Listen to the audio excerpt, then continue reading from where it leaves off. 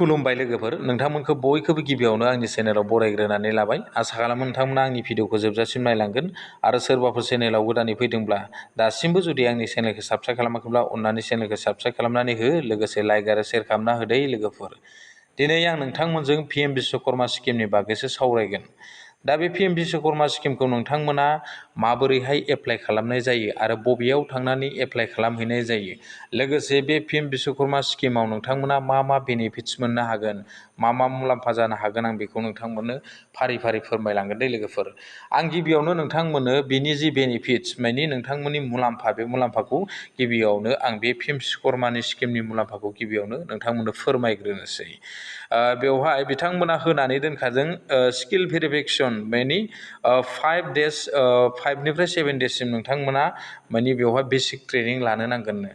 माने जाय बिथांमोना कारपेन्टार मावनानै दङ, बा जाय बिथांमोना बेवहाय दर्जि मावनानै दङ, जाय बिथांमोना नाफिद मावनानै दङ, बेबायदिनो गोबां जाय बिथांमोना इलेक्ट्रिसियानाव खामानि मावबाय दं गावनि बेक्तिगत माने बिजनेस सिस्टेमै, दा बेफोर बिथांमोननि थाखाय बा बिथांमोन बायदिया बे ट्रेनिंखौ लायोब्ला माने मोजां जायो आरो माने नोंथांनि जि खामानि मावनाय बे बा जि बिजनेस, बे बिजनेसा एसे दावखोनायनि लामायाव थाहैयो आरोना लोगोफोर।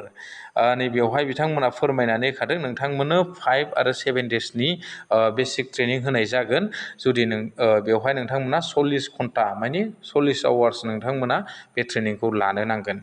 आरो जुदि नोंथांमोना सेकेन्डआव बिथांमोना लिरखाबावदों, मा लिरदों, जुदि नोंथांमोना इन्टारेस्टेड केन्डिडेट बा बे जुदि गोसो गुदुं, जुदि नोंथाङा जुदि केन्डिडेटआ जुदि गोसो गुदुंब्ला नोंथांमोनहा आरो 15 daysनि थाखाय 120 आवार्स नोंथांमोना मा लानो हागोन, ट्रेनिंखौ लानो हागोन दे लोगोफोर। बेवहाय एडभान्स ट्रेनिं नोंथांमोना लानो हागोन आरो। दा बेवहाय PM बिश्वकर्मा स्किमाव नोंथांमोना ट्रेनिं लाब्लाबो ओरैनो बेखारै थांगोन बे नङा, नोंथांनि बिजनेसाबो दावखोगोन। आरो बेराफारसेथिं नोंथांमोना जि समाव ट्रेनिंआव एटेन्ड जागोन, जि समनिफ्राय नोंथांमोना 7 दिन बा 15 daysखौ नोंथाङा ट्रेनिं लागोन, बेवहाय नोंथांमोना मा होगोननो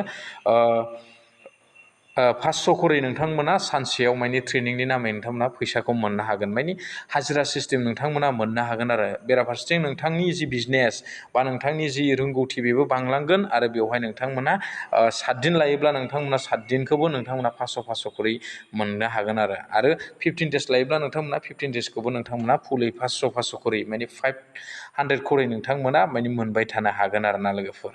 आरो बेनि उनाव बिथांमोना टुलकिट हिसाबै बिथांमोना 15,000 माने नोंथांमोननो ट्रेनिंखौ कमप्लिट जायोब्लाथाय नोंथांमोननो टुलकिट हिसाबै बिथांमोना फैसा होबावगोन होननानै बेवहाय फोरमायनाय दंखायो आरोना लोगोफोर, बे PM बिश्वकर्मा स्किमनिफ्राय।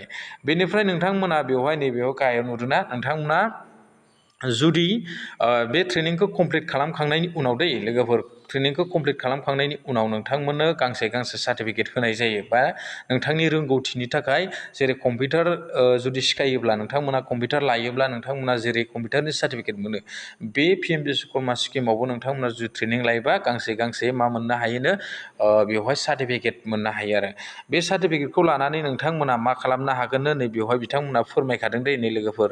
बेवहाय नोंथांमोना 18 मान्थनि थाखाय बा फार्स्ट टाइम नोंथांमोना 18 मान्थनि थाखाय बेवहाय मा खालामनो हागोननो, 1 लाख नोंथांमोना लन लानानै नोंथांनि बिजनेसखौ माने गेदेर खालामहैनो हागोन आरो, माने नोंथांनि बिजनेसखौ जौगाहोनो हागोन आरो। बेनिफ्राय फार्स्ट टाइमाव बेनिफ्राय सेकेन्ड टाइमाव जुदि नोंथांमोना नोंथांनि जि लन लानानै खामानि मावनाया जुदि साक्सेसफुल जानानै नोंथांमोना गभर्नमेन्टनो लनखौ रिटार्न होफिनोब्ला, बेनिफ्राय नोंथांमोना 2 लाखनि लन लानो हागोननो 30 मान्थनि थाखाय। बेवहाय खम इन्टारेस्ट रेटआवनो बिथांमोना माने लनखौ होनाय जागोन आरो ना, खम पार्सेन्टाव। दा बेखौ नोंथांमोना मिथिखाबाय, बे जि PM बिश्वकर्मा स्किम, बेयो माने मोनसे बिराद मोजां स्किम होननानै बुंनांगोन। माने जाय बिथांमोना आखाइयाव रोंगौथि गोनां बा खामानि रोंगौथि गोनां बिथांमोननि थाखाय मोनसे माने जौगाखांनाय मोनसे स्किम होननानै बुंनो नांगोन आरो। बेयो जाबाय माबा अरुण'दयफोर बायदि बा गुबुन PM किसानफोरनि बायदि बबेबा माबाफोरनि बायदि बेयो स्किम नङा दे लोगोफोर, आं बेखौ नोंथांमोननो फोरमायखाबाय।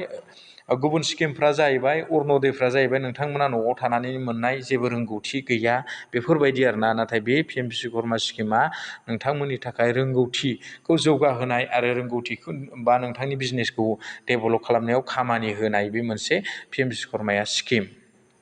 दा जियानो जाया नोंथांमोननो बेखौ खिन्थाजोबखाबाय। दा नोंथांमोना बेवहाय मिथिनो मोनबाय। दा बे PM बिश्वकर्मा स्किमाव नोंथांमोना एप्लाइ खालामनो थाखाय बा बे पिएम बिश्वकर्माखौ स्किमखौ एप्लाइ खालामनो थाखाय मा मा डकुमेन्टस नांगौ आं बेखौ नोंथांमोननो फारि फारि फोरमायहरनोसै दे लोगोफोर। बेखौ नोंथांमोना नै डकुमेन्ट्सआव थुबाय आङो। बे पिएम बिश्वकर्मा स्किमखौ नोंथांमोना एप्लाइ खालामनो थाखाय आधार कार्ड नांथारगोन दे लोगोफोर, बेनिफ्राय मबाइल नाम्बार, बेनिफ्राय बेंक डिटेल्स, बेनिफ्राय रेशन कार्ड नांगोन आरोना।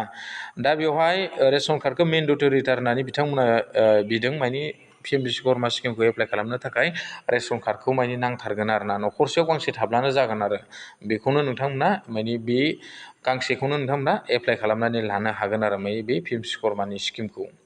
दा बेवहाय नोंथांमोना मिथिबाय। बेनिफ्राय नोंथांनि जि पेमेन्ट बा नोंथांनि जि हाजिरा सिस्टेम, बे 500 होनाया 500, बे जिदि गभमेन्टआ नोंथांनो ट्रेनिंनि नामै होगोन, बेयो नोंथांमोननियाव डिपिटिनि थ्रुयैसो मानि फैसाखौ सोनाय जागोन नालाय, नोंथांमोना बेंक एकाउन्टजों आधार कार्डजों लिंक थाथारनांगोन आरो, नङाब्ला नोंथांमोना बे फैसा मोननायनिफ्राय गोजानाव थानो गोनां जागोन जुदि लिंक गैयाब्ला। बेखौ आं नोंथांमोननो फोरमायखाबाय।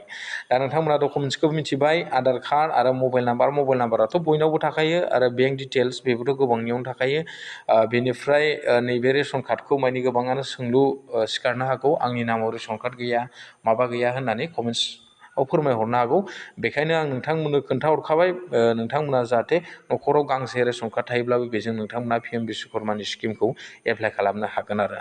दा बेवहाय नोंथांमोना आरो सोंहरबावनो हागौ कमेन्ट्सनि गेजेरजों, बे पिएम बिश्वकर्मानि स्किमखौ नोंथांमोना बबेयाव एप्लाइ खालामहैनो, आरो बेनि जि सेलेक्सन प्रसेसा माबायदि जागोन, बेखौ गोबाङानो सोंहरनो हागौ। आं बेखौ नोंथांमोननो फोरमायहरनि।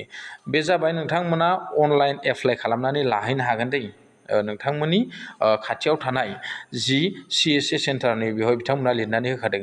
CSC सेन्टारावसो थांनानै नोंथांमोना बेखौ एप्लाइ खालामनानै लाहैनो हागोन दै, दखानफ्राव जायनाव CSC सेन्टार दङ बेवहाय थांनानैसो। बेखौ नोंथांमोना गावनि गोसो बायदि मबाइल फनजों एप्लाइ खालामनानै लानो हानाय नङा। बेखौ आं नोंथांमोननो गिबियावनो फोरमायहरखाबाय। दा बेनि उनाव बिनि जि सेलेक्सन प्रसेस, बेखौबो आं नोंथांमोननो एसे फोरमायहरखानोसै। बिनि सेलेक्सन प्रसेसा जाहैबाय, नोंथांमोना CSC सेन्टार दखानाव थांब्लानो बिथांमोना मोजाङै फोरमायनानै हरगोन बेनि सिस्टेमा माबायदि जागोन। बिनि सिस्टेमा ओरैबायदि जागोन, नोंथांमोना जि दिनाव एप्लाइ खालामगोन दै, बेवहाय नोंथांमोनाव जेबो कल लेटार, जेबो माबा फैनाय नङा। नोंथांमोना जि समाव मानि नोंथांनि एप्लाइ खालामनाया भेरिफाइड जागोन बा बिथांमोननिसिम सहैगोन, अब्लानिया नोंथांनियाव मबाइलाव मोनसेल' मेसेज फैगोन। मेसेज फैखांनायनि उनावनो नोंथांमोननाव नेक्स्टआव नोंथाङा बिनि जि ट्रेनिं, बे ट्रेनिंनि डेट फैगोन, नोंथाङा बबे जायगायाव थांनानै ट्रेनिंखौ लाहैनांगौ, बिनि क्लियार डिटेल्सआ बेवहाय ओंखारफैगोन आरो। दा बेखौ नोंथांमोना मिथिनो थाखाय CSC सेन्टाराव थांनानै सोंहैब्लानो जाबाय। अब्लानो बिथांमोना CSC सेन्टारनि जायफोर बिगोमा, बिथांमोना नोंथांमोननो बे पिएम बिश्वकर्मा स्किमनि बागै मोजाङै फोरमायहरगोन। आं बेखिनिखौ दिनै नोंथांमोननो फोरमायबाय। जाय गोसो गुदुं, माने जाय बेखार लाइमोनफोर दङ, आखायाव खामानि रोंनानैबो, बा जाय लाइमोनफोरा गावनि बिजनेसखौ माने डेभेलप खालामनो हायाखै बा जौगाहोनो हायाखै, बिथांमोना बे स्किमनि थ्रुयै खामानिखौ मावोब्ला मोजां जागोन, आं बेखौ सानबाय। दा दिनैनि आपडेटआ बेखिनियानोसै लोगोफोर। नेक्स्ट आपडेटआव लोगो मोनगोन। थेंक इउ, बाय बाय, गोजोन्थों।